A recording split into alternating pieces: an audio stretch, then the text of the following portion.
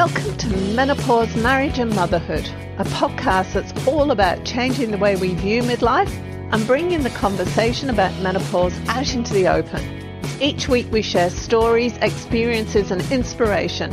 We talk to experts on how to best navigate this time of life and find out how other people have not only survived but thrived through this time. I'm your host, Karen O'Connor.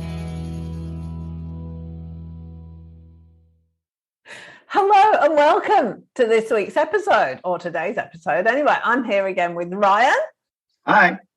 And we are going to talk about what morals and values to instill in children, which I'm assuming this was Ryan's suggestion and it came out of our previous conversation, I think.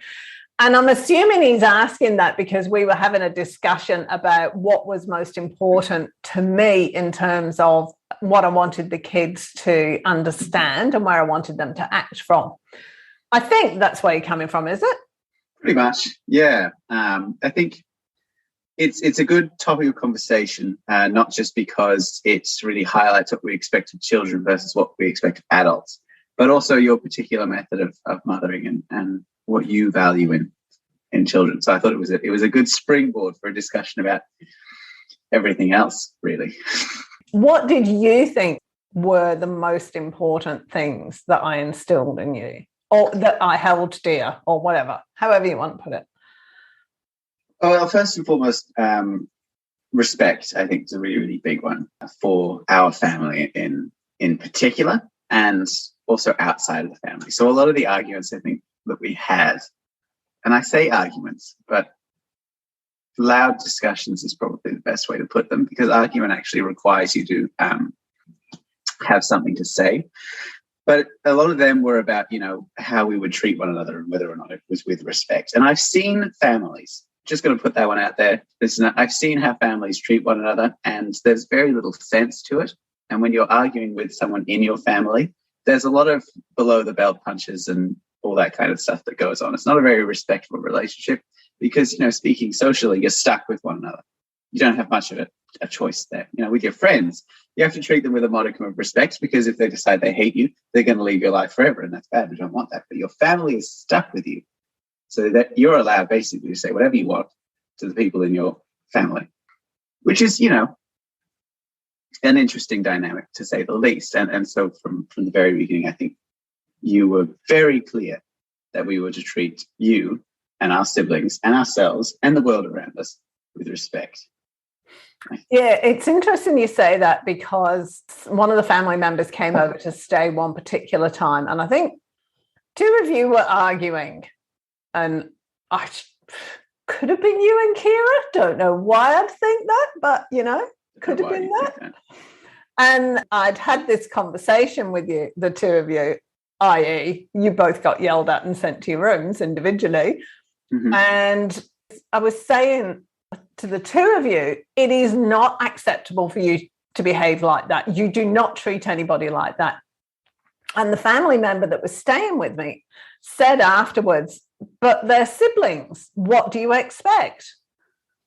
And that seems to be the general rule of thumb. If you're siblings, you can behave any way you like. And to me, and I said at the time, no, not acceptable. If they wouldn't treat a stranger like that, why would they want to treat their sibling like that? Mm. So that respect thing was, I was all over respect. It was pretty big. I mean, and that kind of their siblings, what do you expect? It really strikes me as being along the same line as boys will be boys, which you were always against as well. Because I think, not just because of the respect thing, but which leads me to one of the second values. And I struggle to have a single word for it, but I always think of something that you said to me once, which was comfort is the death of ambition, which I've always remembered. You've always hated us being comfortable. If we looked too comfortable, you give us something to do. Doesn't matter what it was. We had to be challenged doing something. And often, honestly, our siblings were challenging us. You didn't really need to do anything other than force us all into a room, which is fair. It's very fair. Social dynamics for kids are very, very important. But if we were on our own on the couch, doing nothing, reading a book, watching telly, there's something wrong in the world. No, they've got to do something. Push them outside, make them do the dishes, something.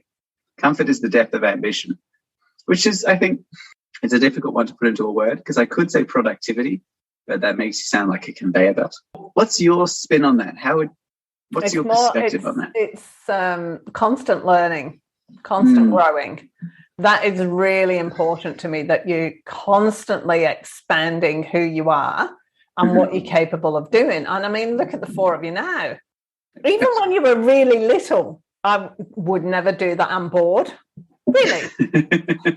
And it's something that I reflect on nowadays as well. A lot of my contemporaries, I'll say, because, I do a lot of acting.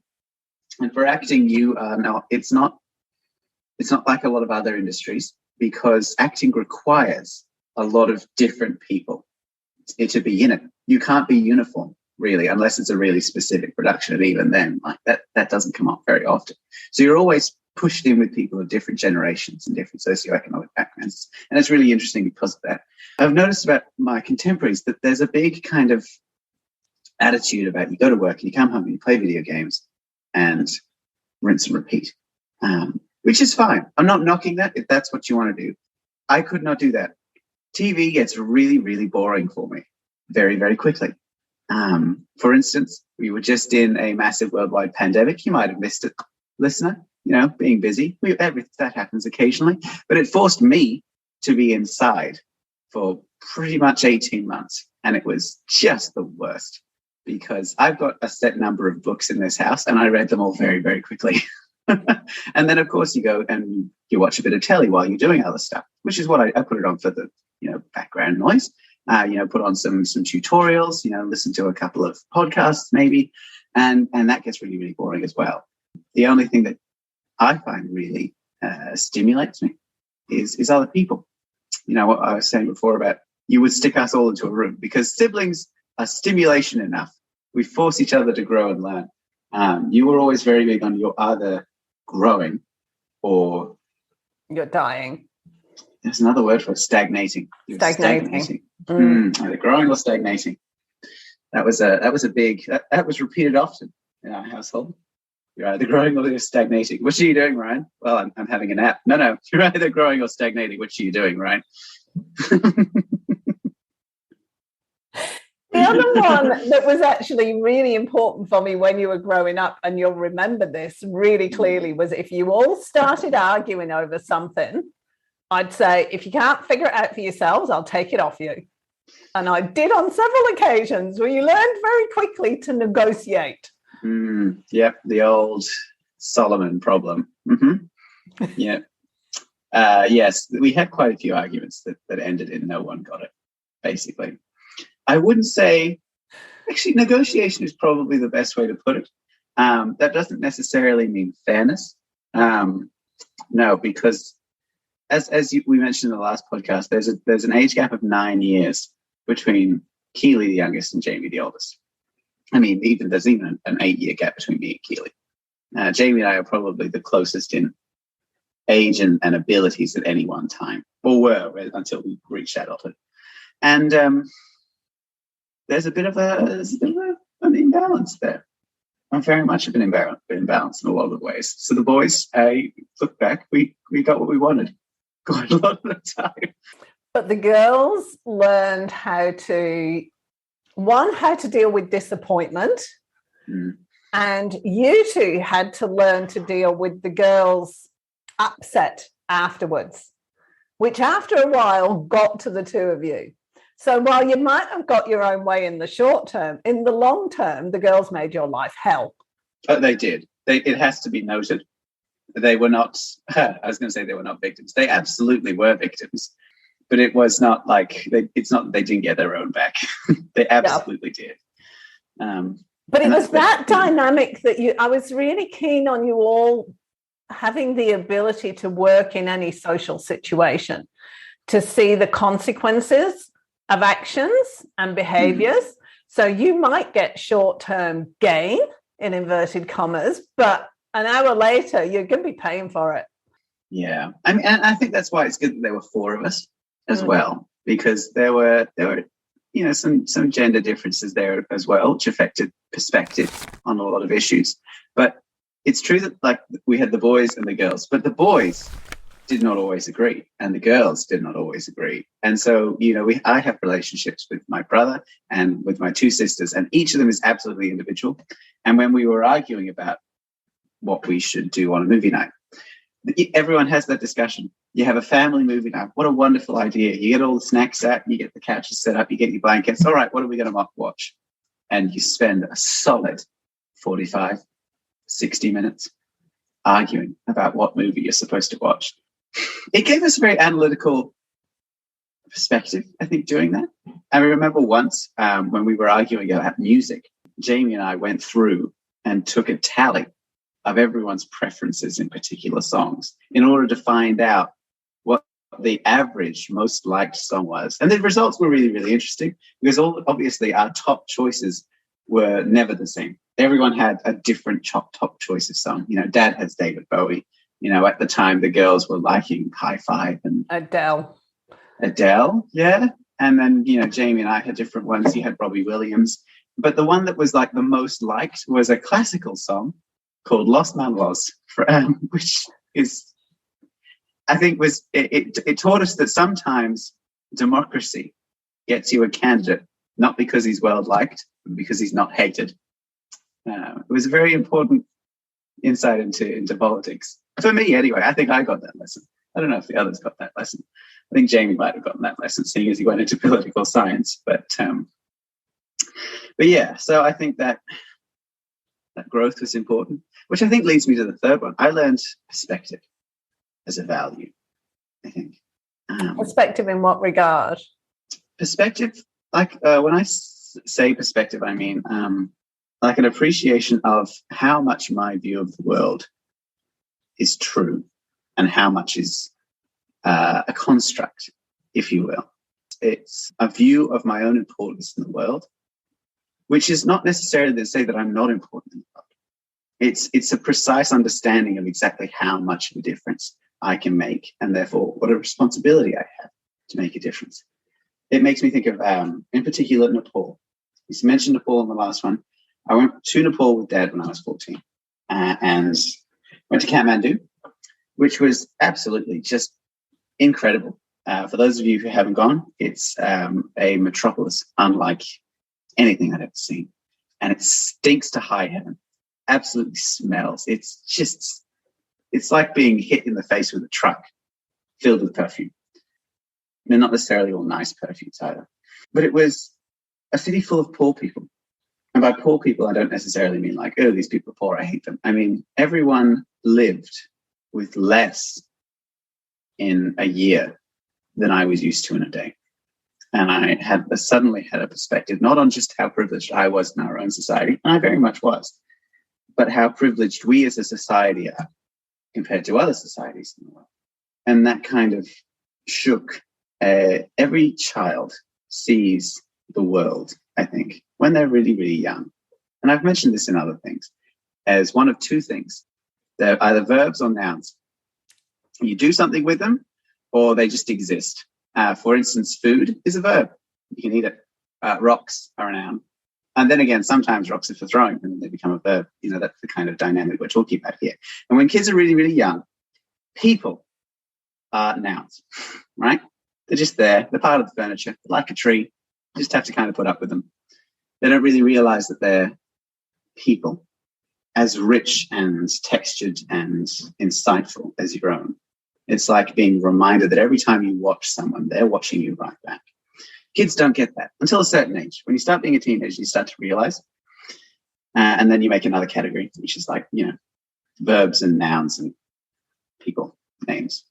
It reminded me of that because it's that people lesson, I think, is one that all of us need to learn occasionally. We often forget how much of a perspective other people have.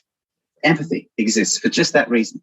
And I'm sure we all know people who just don't have any empathy. They just don't have it. There's none of it there. Right? Sometimes it's inbuilt. They can't help it, but they just don't have any empathy. And perspective really helped me with that because I noticed when I was a kid, empathy was not really high on my list. I understood it. I got it like intellectually, but it's not the same as feeling it, So when I say perspective, I mean an insight onto my place and importance in the universe. How big or how small that might be. I never intended to give you that one. You did.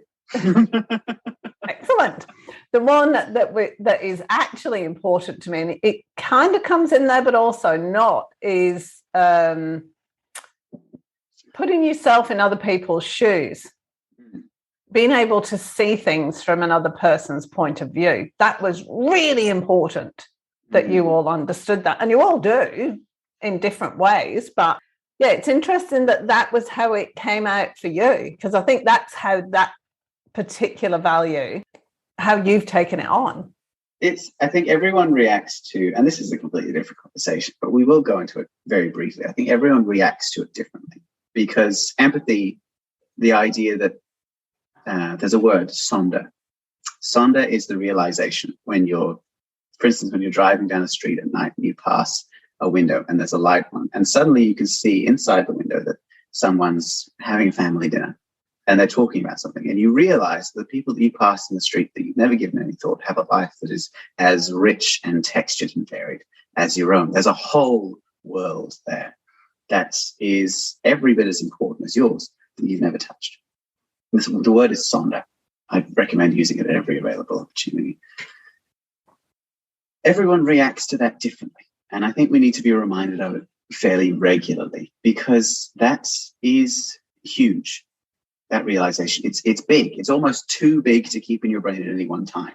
Like a lot of the things that we have in our brain, like prejudices and mental shortcuts, are just there to help us process the sheer enormity of how much information we're surrounded by at any one time. And this is one of those things.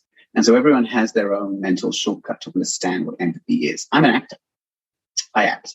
I have a really specific idea of how people exist and who we choose to be, and how our relationship to other people forms a story that is bigger than all of us. It's viewed through that lens. I'm sure my brother, who views everything through a historical and political lens, would give you a very, very different perspective onto that. And, my two sisters would as well. Everyone deals with it differently. So that lesson, which is empathy, I think is certainly one of the harder lessons. It's like we were talking about making decisions. That's absolutely a consequential decision. That's a really, really tough one. How do you deal with people when they have such a big, varied world of their own? Everyone reacts to it in a different way. So that lesson you taught isn't necessarily what we took away from it, but we did take something away from it. It's just it had a flavor, each to our own. That was different because of that. And then building on from that was a point you made in the last conversation, which was, I never taught you kindness. I always taught you compassion. Two different things.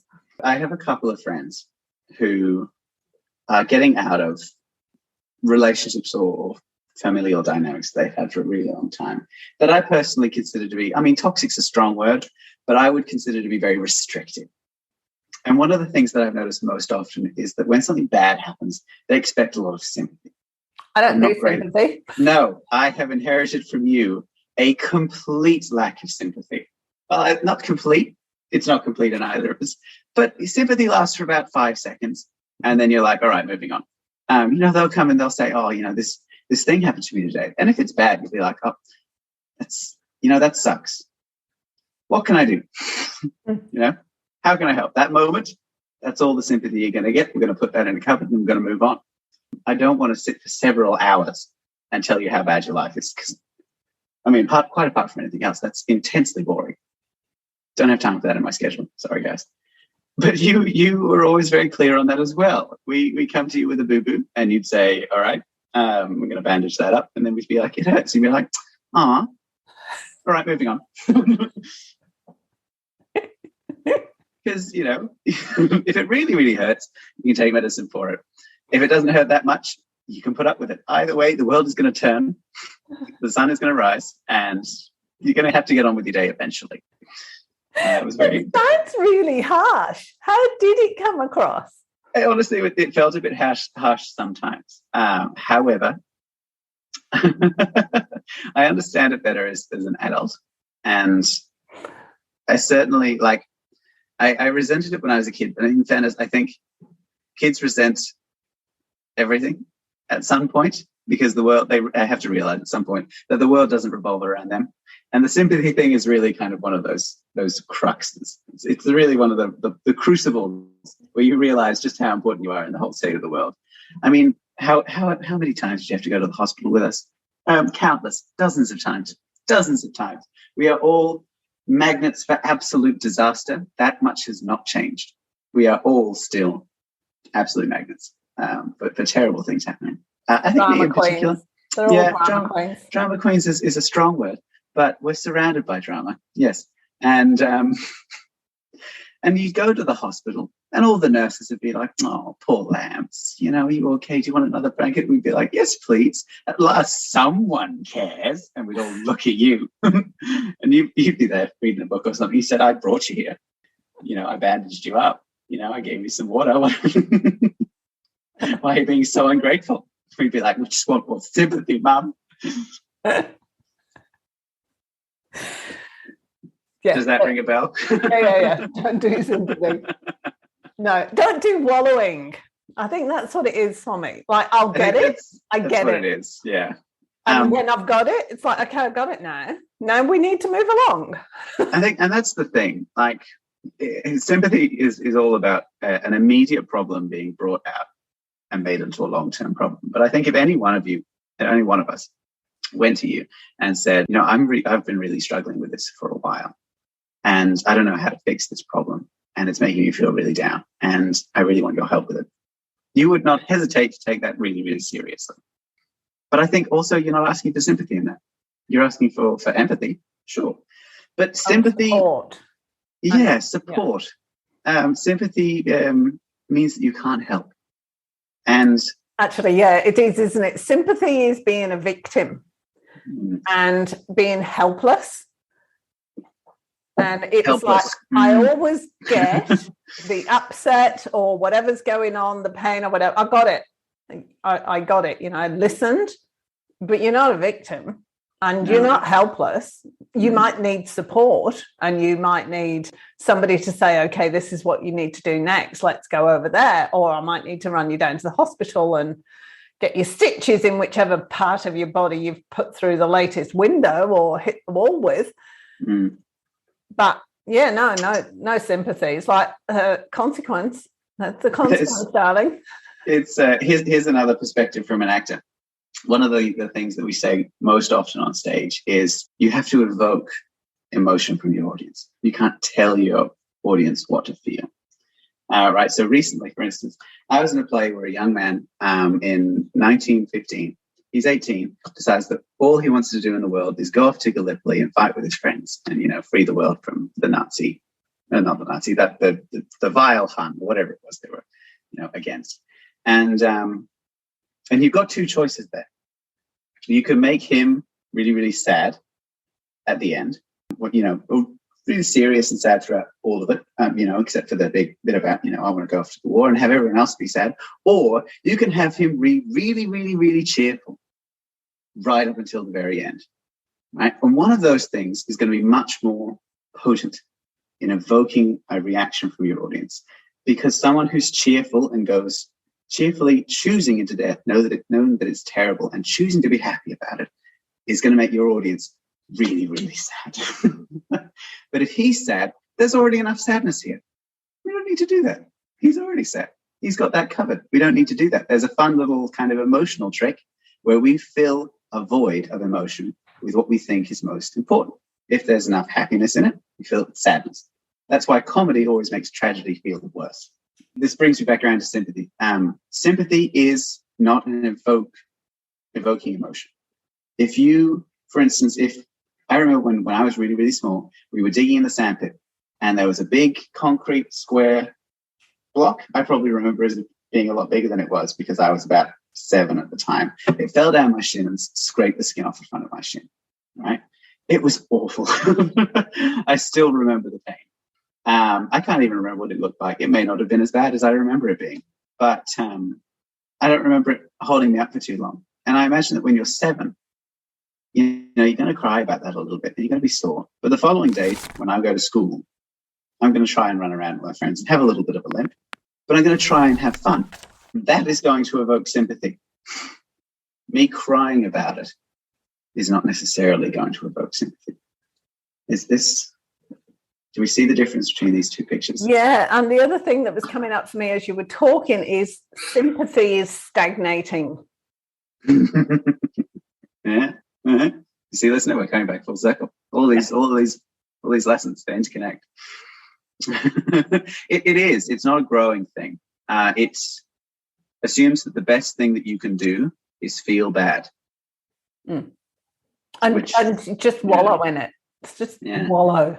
Stop wallowing. And I have to say, if you're in a place where the only thing that you can do is feel bad, honestly, might as well lay down and die. I'm an actor. I get to choose how I feel, really. Or at least I get to choose how I seem like I feel. At least you can choose to put on a brave face. And if you're not doing that, then why would anyone help you? But I suppose it comes back to there is a point where you offload, and the person you're talking to, like if you were talking to me, I would get it. Or if I was talking to you and, I was going, oh, here's the big long litany of stuff that's gone wrong in my life lately, you'd get it and you'd sympathize, you'd get it.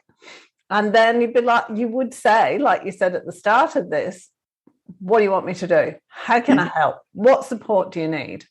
How can we move this forward? So it'd be questions constantly. So it's not like you ignore it or you disregard it or you play it down. You actually get what that person has experienced. And in that getting it, unless you're like 10 or 8, when the person you're talking to gets it, it actually releases something and allows the person to move forwards. You're not ignoring it or disregarding it or anything. You've got to get it and fully get it. Yeah, I should clarify that is true. And when you feel sad, you do need to deal with that. That it is a process. You can't just, pretend to be happy and make everything all right. It's choosing to stay sad. So, like, there are methods of dealing with that, of dealing with how sad you are. And offloading is the most common one. Honestly, that's how most people deal with it. You put on a show, you cry. That's a big way of dealing with it. When I was at university, we dealt with stress by doing what we called the cosmic egg, which is where you curl up into a ball on the floor and cry. That's how you deal with it, right? And you stay down there for long enough that you start to feel a little bit ridiculous, and then you know that you're going to be okay, and you'll move on from that. But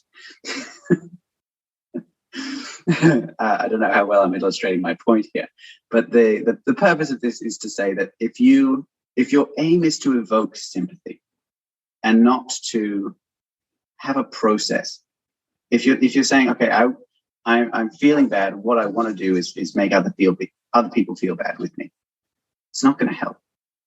If you say, okay, I need to get this out of my system, can you listen? Great. One of the first things you taught us, probably not meaning to, but I think we all picked it up, is when someone's having a big problem, the first thing you do is say, would you like a cup of tea? Yes, I would like a cup of tea. Thank you. It's the first gift. It's more than that. I think it's a symbolic show that things can get better and that other people can help in a really, really small way. You don't need to take the entire burden of the pain of having a concrete slab falling on someone else's shin. You don't need to. They will heal on their own. It's going to hurt, but there's nothing that either of you can do to change that. What you can do is still be people with them and remind them that even though this bad thing is happening, you can get through it and not alone. You can give them a cup of tea. You can talk. You can, exist in a world in which the pain won't go on forever. Sorry, I'm having a flashback here. Do you remember that time Keely put her knee through the window when she fell off a bed when she was doing trampolines on a bed? When we were moving out of that house, that was like the last day we had there, and she was bouncing on the bed and fell onto the floor and put her leg through the window. Do I remember that? Was I in the room for that? Yes, I was. To all of those fabulous things. Scar. Anyway, she had about 9 or 10 stitches in her knee. And one of her best friend's mums was a doctor. So the mum had said to me, oh, don't bother taking her down to the hospital to get the stitches out. I'll come, give me a call. I'll come round. We'll have a cup of tea, and I'll take the stitches out. And I remember Keely sitting there. And as Michelle went to cut the first thing, Keely started howling, like full on sobbing. And I'm looking at her. Michelle hadn't even touched the stitch with the scissors, and Keely was going, and my reaction, and I'm just thinking this through then, was, Keely, pack it in. And that was my response to everything. I got it. It's scary. Don't even think about it. And it was more about pulling you away from that fear and that upset, and giving you a different path to go along. As your dad would say, breaking that pattern. Your dad's always keen on, let's break the pattern of that one. You know, it's a little bit painful, but it's not sob-worthy. Get a grip. Yeah, I've been in my fair share of injuries. You know, I felt quite a bit of pain, and honestly, pain's pretty bad. But it's not. I think in most cases, what's worse is the isolation of it. It's very isolating. You feel very alone and very hopeless, and that's the worst part of it. And there are several ways of dealing with that. And one of them is just to be like, you're a human being. Wake up. Switch your brain on. This is the deep part of the brain, the animal part of the brain. Turn on the higher functioning centers, you know.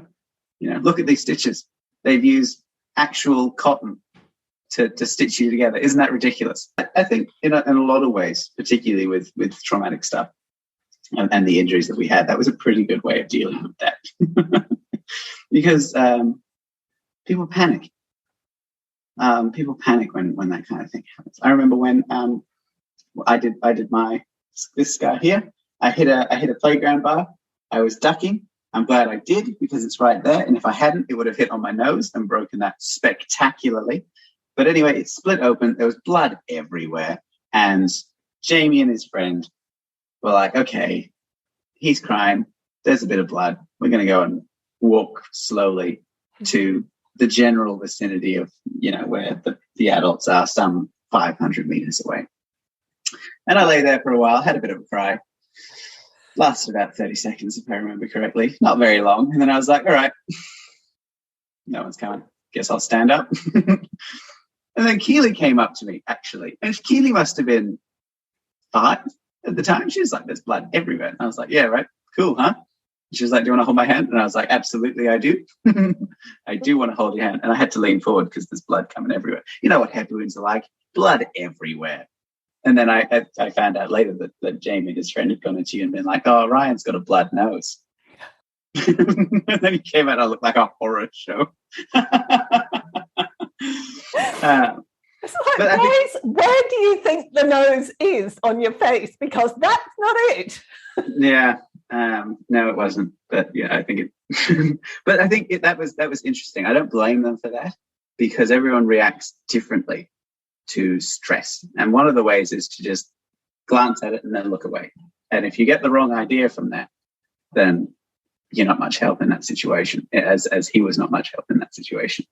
People cry and whimper a lot, I find, when they're injured around other people. When you're not injured around other people, when you are injured and you're not around other people, you don't waste time crying. You just don't. There's you no still audience. hurt. Yeah, there's no audience there. I remember when I did this scar on a couch, and there was blood everywhere, and then Jamie was there, and then a babysitter was there, because you and Dad were out for dinner, and it was another couple of hours before you came back, I think. And this was a long time ago. And you came back, and I burst into tears. And it was like, he was fine before you rocked up. And I remember you saying really specifically, I remember it to this day, and you said, it's because no one actually cared until I rocked up. Did I? I remember it really specifically, because I was like, yeah, Jamie, no one cares about me. Take that. And even then, I don't think I cried for very long after that. And, sometimes you do have to get it out of your system. That's what the crying is. You just need to release it. It's a pressure valve. You need to let it go. And then that's good. But sitting around wallowing in it is not growth. It's stagnation. I think we got a bit far off the original topic again. We did, didn't we? Values. Values. So what values have we had?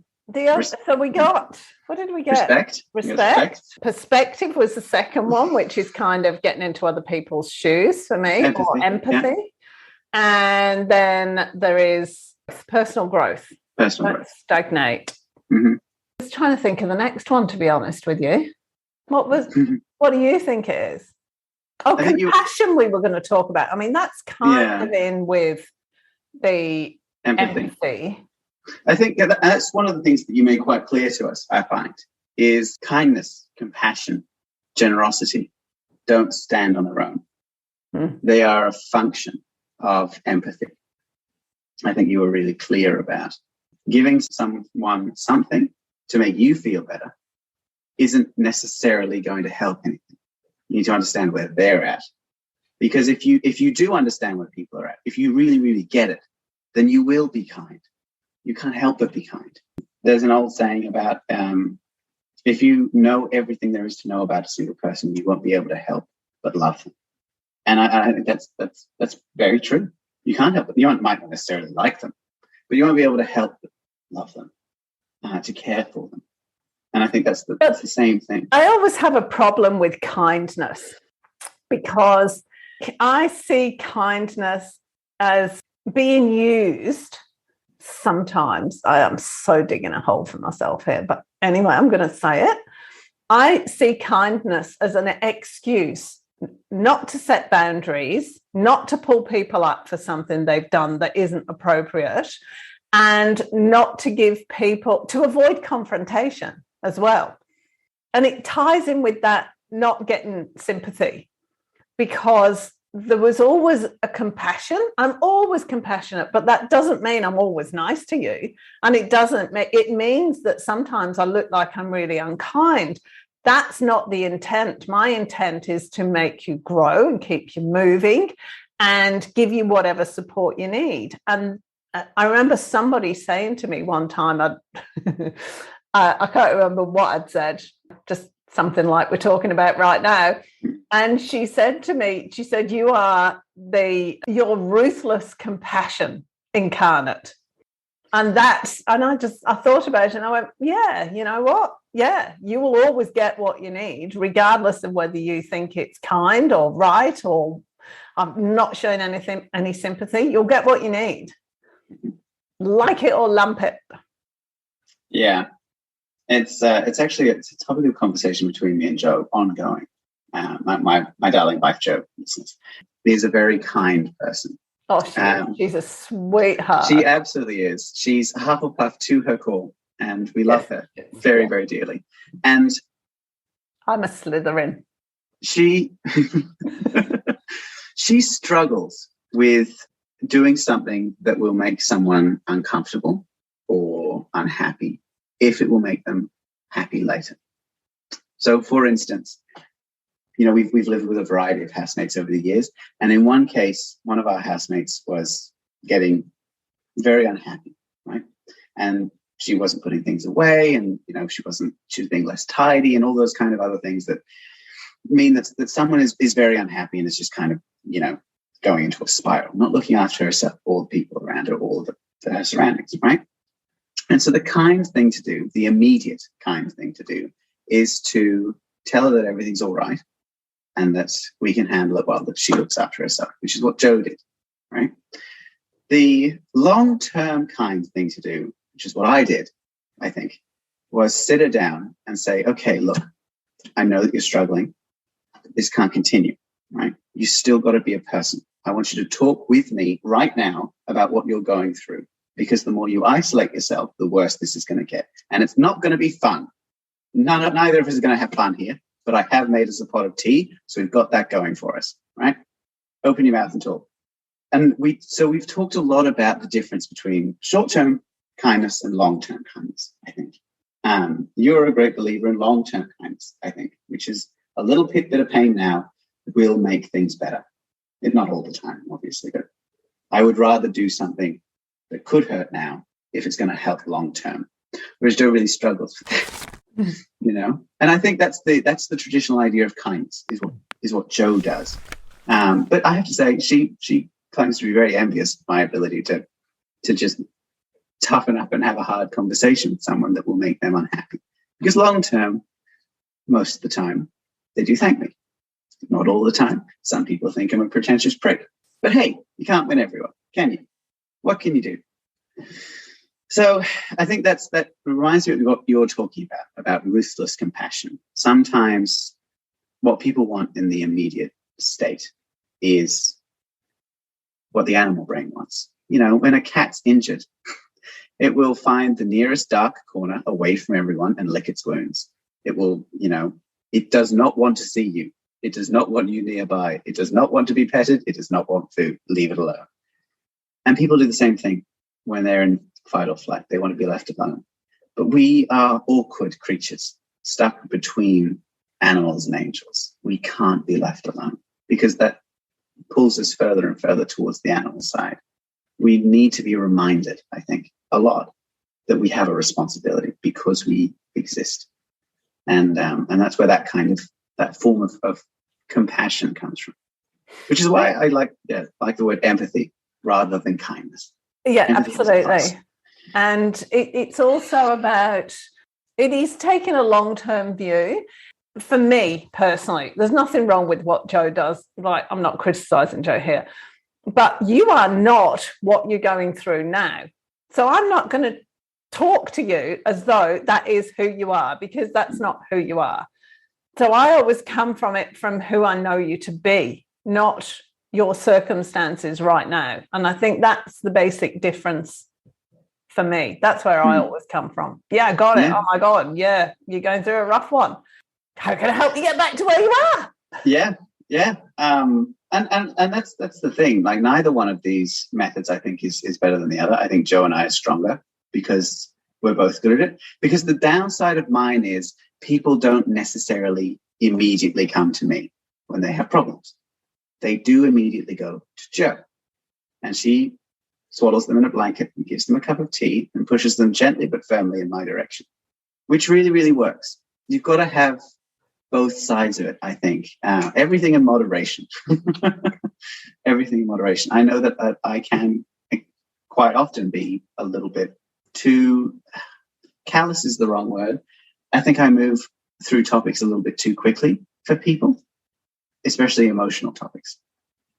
I'll be like, it's like we were saying, okay, you're feeling really bad. I absolutely get that. How can I help? Sometimes word for word, exactly what I say, which is a little bit too fast for a lot of people because they do want to vent at someone, which is great. I understand that, but I'm not great at being vented at. I desperately want to do something. And I find it very tough to sit down and just be vented at, even though I know that a lot of the time, that's what people need to do. They just need to get the emotion out, because while people talk, they process what they're feeling as they talk. So by the end of the talk, they're like, okay, I've reached the point where I've thought this through and I'm ready to actually start working on it. Whereas I interrupt a lot with suggestions and thoughts, and it's not as helpful as I would like it to be. So that's no, because you try and fix people. Because I try to fix people.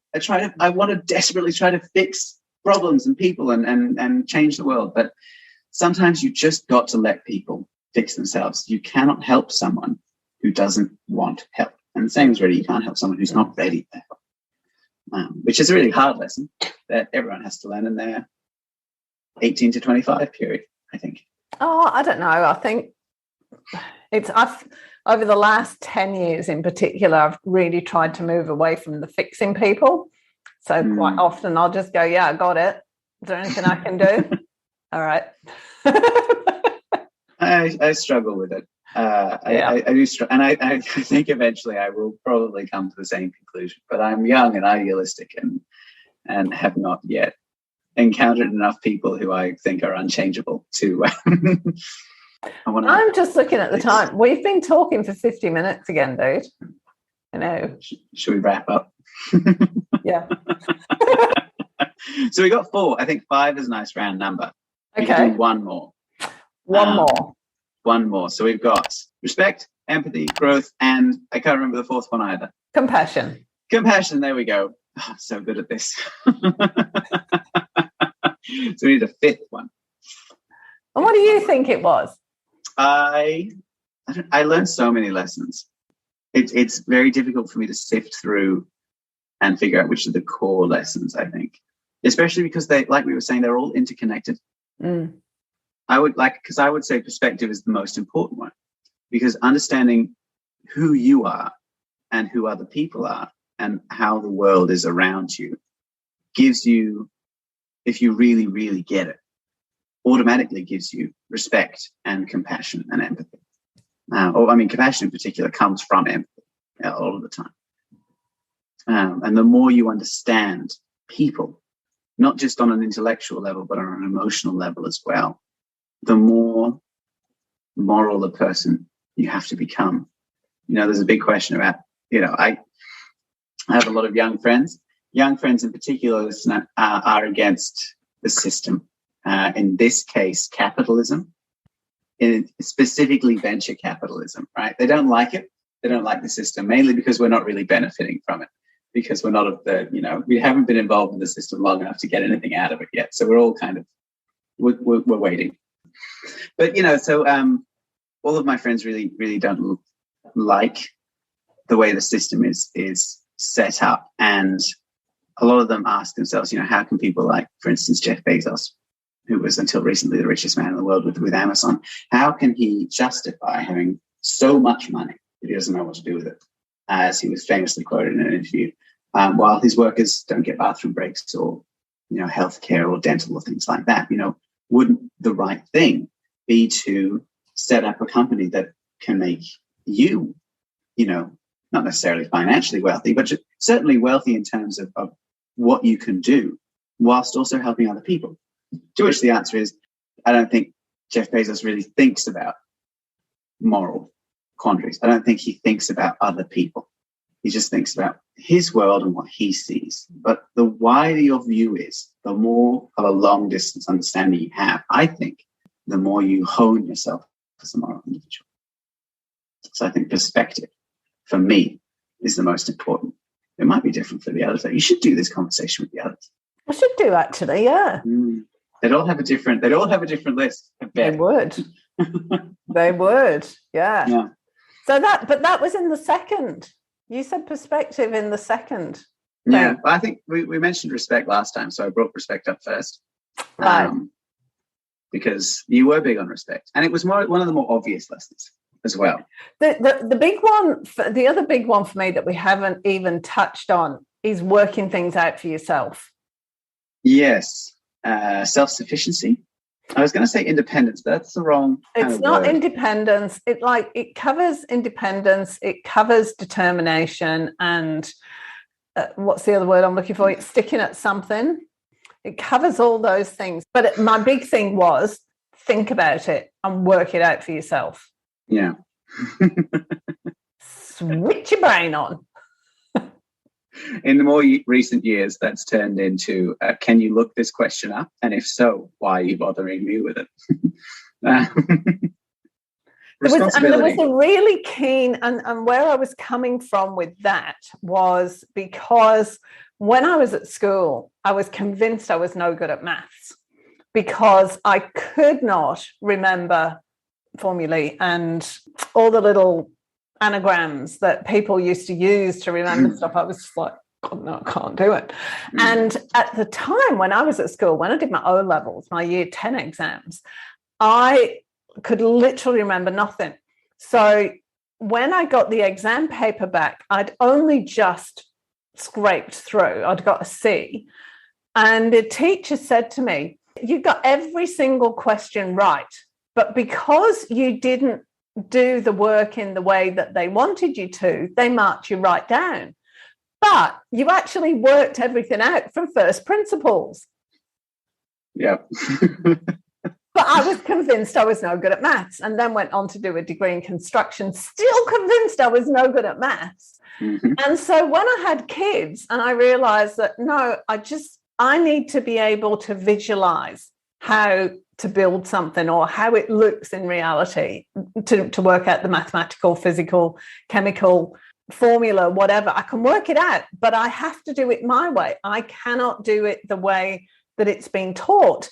So for me, it was crucial to teach you lot how to work things out for yourself. So you're not reliant on a textbook that tells you that this is the way to do it. It's like, no. Sit there, work it out.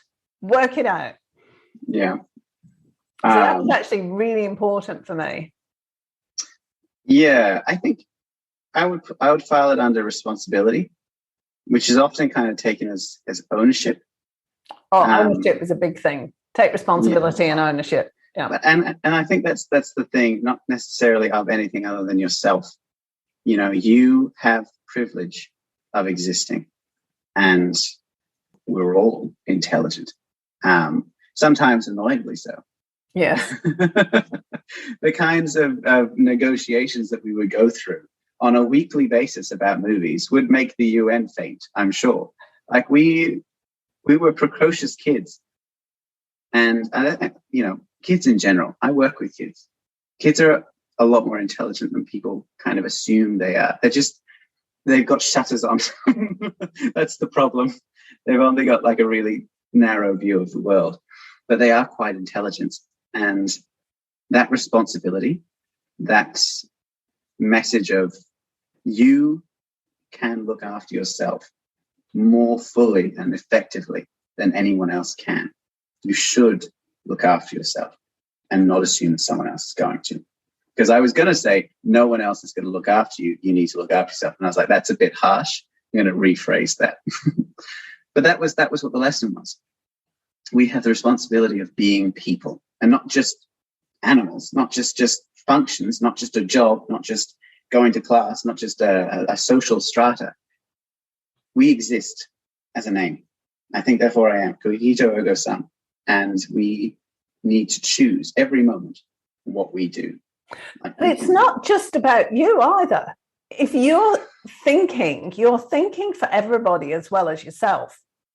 So it was never just about you. This was always about you and your contribution to the world. Well, yes. You don't exist in a vacuum. No. So you've got to think things through, because that's how you can best contribute to the world. If you don't, you're not contributing. Okay. The contribution to the world one didn't sink as deeply into me, I have to say. You're an actor, Ryan. I mean, that's true. But acting is a reflection of the world, not an addition to it. You're a writer. Okay. An artist. All right, fair enough. Look, I'm not saying that it wasn't effective.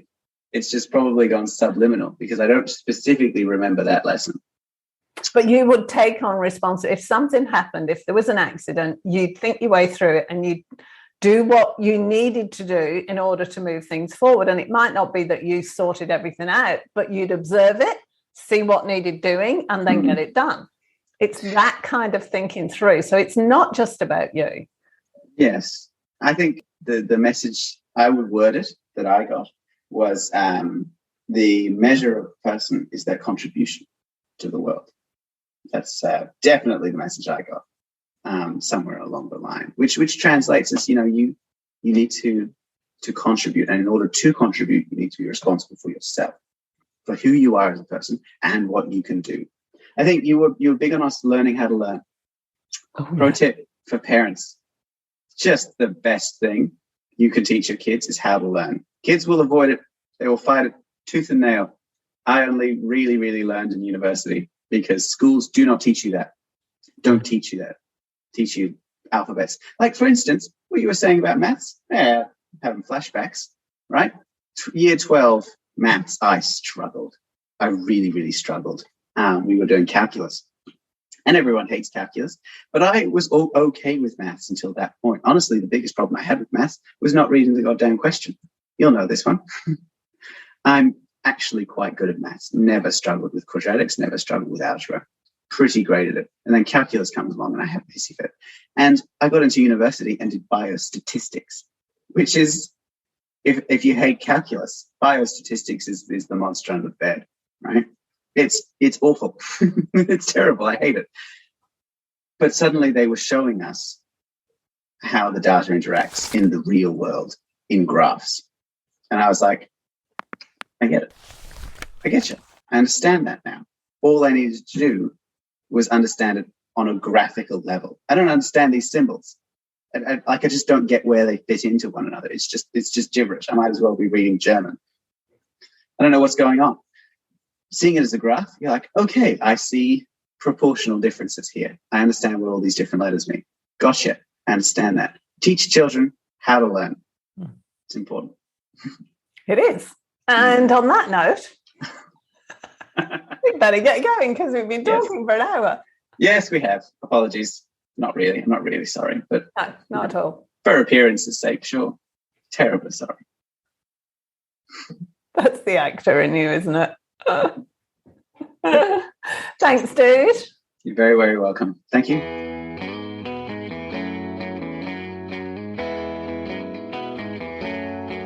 Thanks for joining us this week on Menopause, Marriage and Motherhood. Make sure you subscribe to the show on your favourite player, and while you're at it, we'd love you to leave us a rating on iTunes, or if you'd simply tell a friend about the show, that would be amazing too. Be sure to tune in next week for the next episode, and remember, if you're busy thinking about what you can't have, how on earth are you going to enjoy what you can have? See you next week.